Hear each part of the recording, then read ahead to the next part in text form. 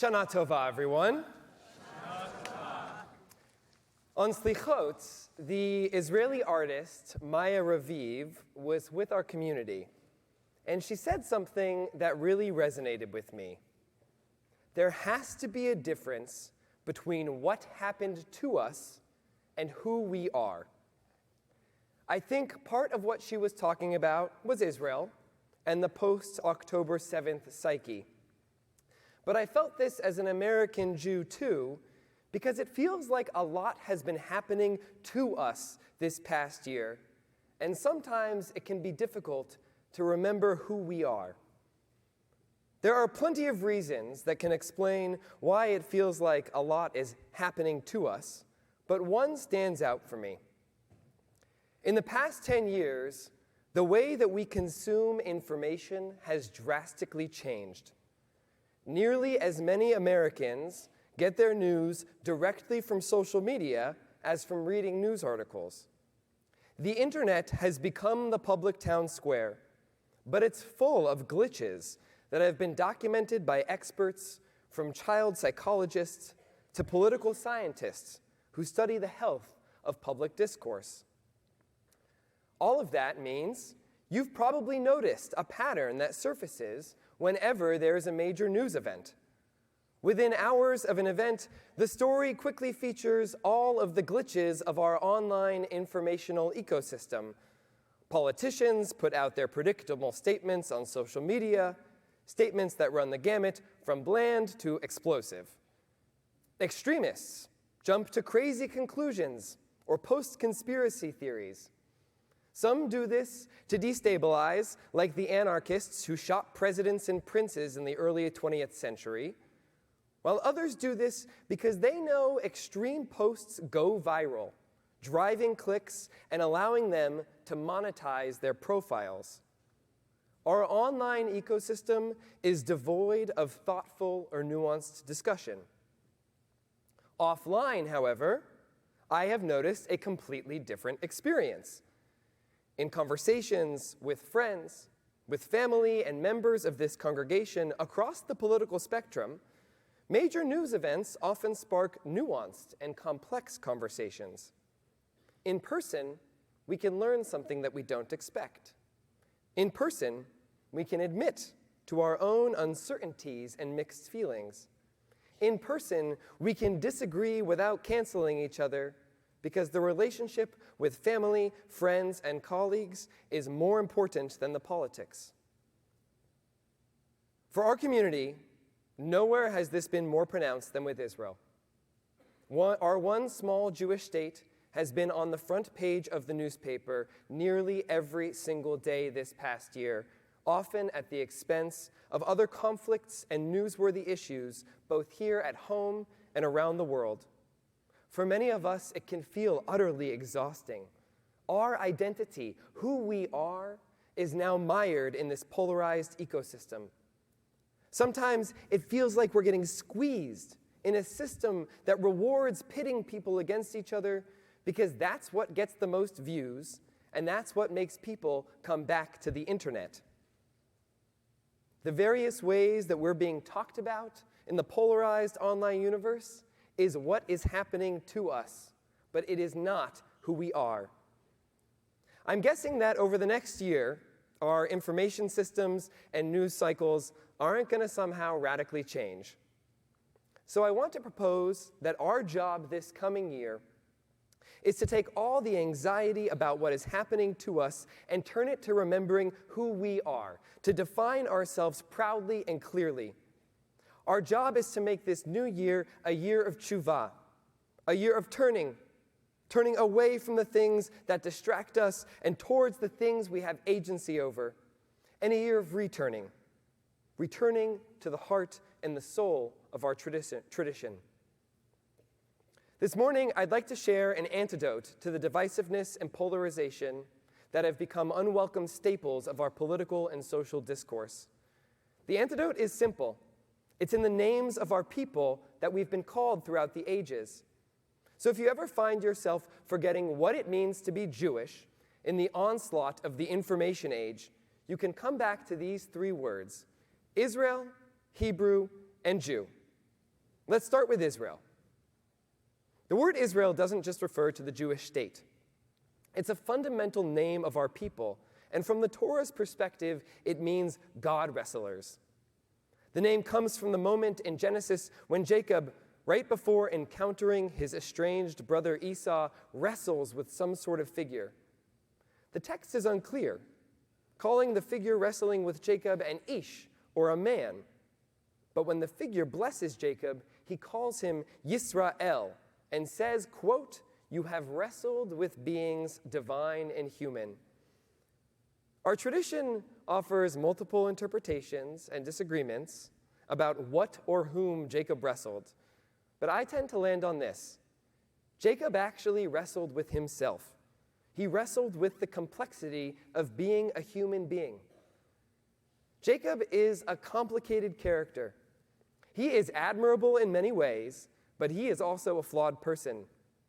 He tricks pretty much everyone, he plays favorites, and he steals his brother's birthright. But having such a central figure be both admirable and flawed at the same time is exactly the point of Judaism. Our tradition recognizes that the human experience is not black and white, that it's okay for things to be complicated. Our online conversations, they don't leave much room for complexity. The algorithms barely give us room to wrestle with ourselves, let alone with one another. That's part of why it is so challenging being Jewish at this moment. Online, people often reduce who we are into something overly simplistic in order to fit their worldview, or worse, what their algorithm thinks we should be. On the left, an increasing number of voices call anyone who is Jewish or expresses some semblance of connection to the Jewish state as being complicit in genocide. To many, shouting, "Free Palestine," has become code for, "We have a Jewish problem again." American politics is sometimes starting to feel more like Austria in the 1890s, when Karl Lueger was elected mayor of Vienna using anti-Semitism as a tool for mobilizing voters. On the right, many non-Jews have felt empowered to define Judaism vis-a-vis Israel in particular ways, even calling a Jewish senator from the most Jewish state in the country a Palestinian for not towing a particular line on Israel. Others use the experience of Jewish students on college campuses in order to further their own political goals. White nationalists on the far right continue to spread the great replacement theory that they chanted about in Charlottesville, an idea that killed 11 Jews in Pittsburgh. Unfortunately, I've seen these divides extend to the Jewish community itself, where inter-Jewish polarization makes more and more people wonder if they can be in the same community or even a part of the same people as those who think differently than they do. When we are feeling lost, it's easy to try to simplify what it means to be Jewish by diving into performative polarization, because that gives us the same short-term dopamine hit we get from social media. It feels good, and it feels easy, and you can find a chorus of online voices that instantly affirm you. It's easy to rally around the flag. It's easy to say that who we are is singing Am Yisrael Chai and changing our Facebook profile to one with a little flag of Israel and patting ourselves on the back as good Jews. And everyone who doesn't do this, they're bad Jews. Or it's easy to rally around the universalism of our tradition and say that Judaism cares about the lives of every person and not just Jewish people. It's easy to denounce other Jews for protecting and defending particular Jewish people and say, "How dare they do that in my name?" It's easy to even say, "Free Palestine," to show you how much I care about all people and that I'm a good Jew, and everyone else who's not doing that, they're bad Jews. But Jewishly, both of these responses are completely insufficient. They both fail to honor our name, Yisrael, the people who struggle with God, who struggle with each other, who struggle with ourselves. Embracing complexity both within ourselves and within our community doesn't always feel good right away. But I look around at this community today, and I see hope. I see one diverse yet strong community of people who have chosen to join together as Jews this high holidays. I see a community that is willing to gather as Jews despite the fact that we may well disagree with the person sitting next to us. I see a community that is prioritizing time together in person rather than letting ourselves get sucked into the dangerous simplicity of the web. That, my friends, is what it means to be Yisrael, what it means to be people that are willing to embrace complexity instead of running away from it. Socrates might judge us for holding two contradictory ideas at the same time, but for us Jews, we call that being a human being. The second name of our people, Hebrews, is a bit more unconventional. A few weeks ago, I was visiting a classroom in our ECEC, and one little kid kept saying things like, "I eat apples on honey on Rosh Hashanah because I'm Hebrew." In today's world, her teacher and I gently corrected her and said, "I think you mean to say that you're Jewish." But this child would have actually been right at home in Dallas in 1872, when the Jewish community formed the Dallas Hebrew Benevolent Association, the organization that became Temple Emanu-El. While we don't often think of ourselves as Hebrews, it is a fundamental part of who we are. Abraham, Joseph, Moses, they are all called Hebrews. All of them are leaders in their own society, yet somehow fundamentally different than everybody else. Abraham grows up in a world filled with idolatry, but rejects it. Moses grows up as the prince of Egypt in Pharaoh's palace, and yet he knows that he's different. Joseph similarly advances through the ranks in Egypt, but as a Hebrew, he knows that he's fundamentally different, his status tenuous. We learn from these stories that the word Hebrew is connected to the idea of otherness.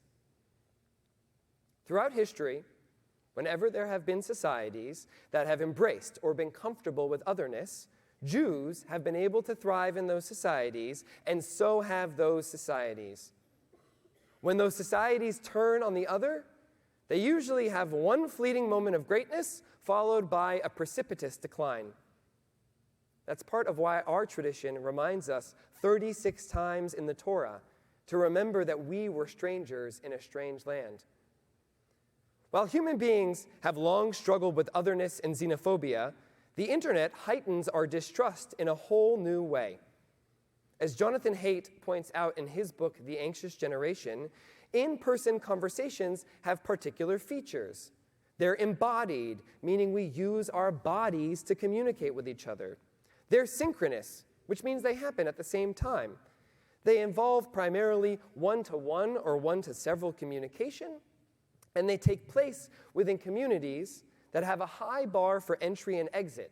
So people are strongly motivated to invest in relationships and repair rifts when they happen. Online conversations are exactly the opposite. They're disembodied, asynchronous.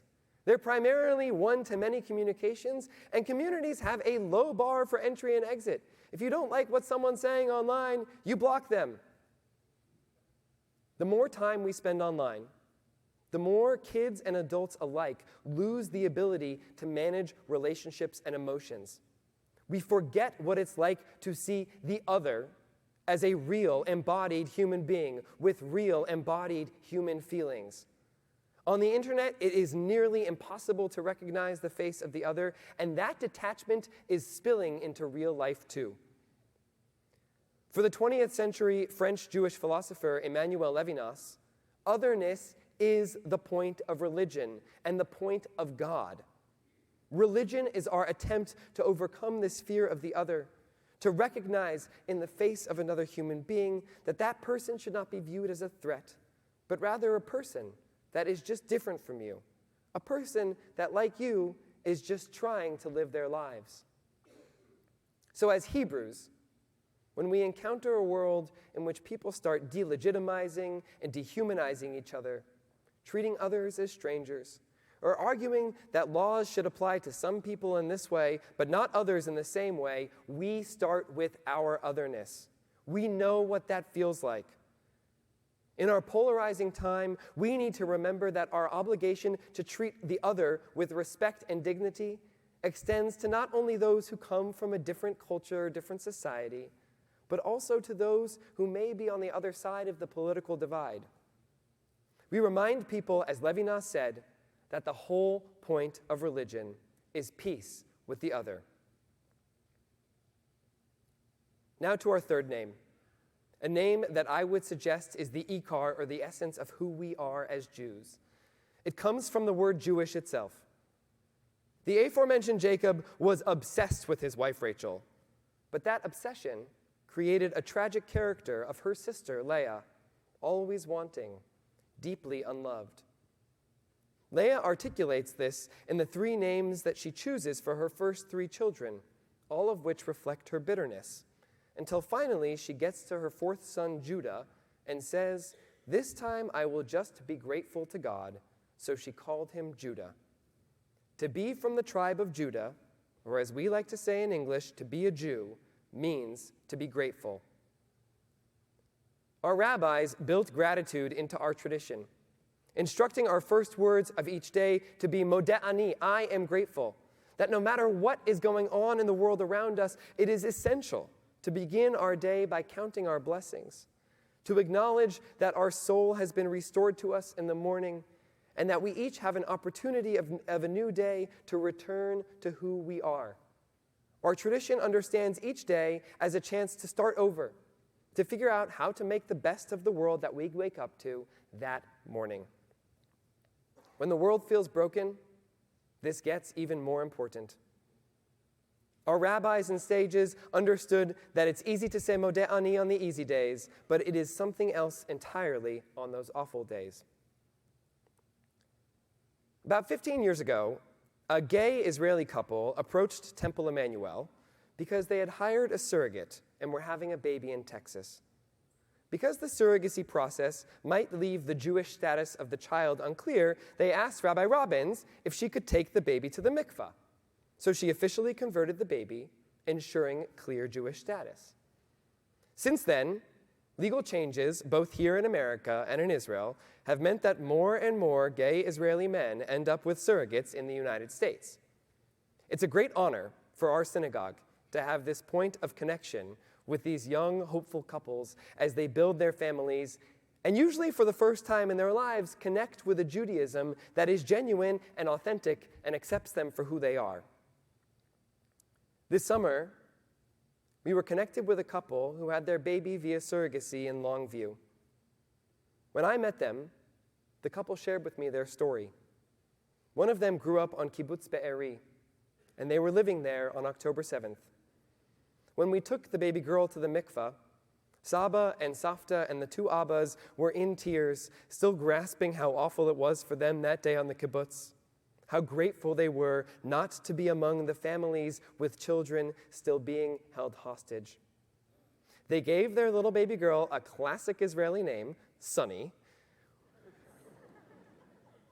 which for them represented the hope and blessing they wanted to bring to the world after experiencing the darkness of October 7th.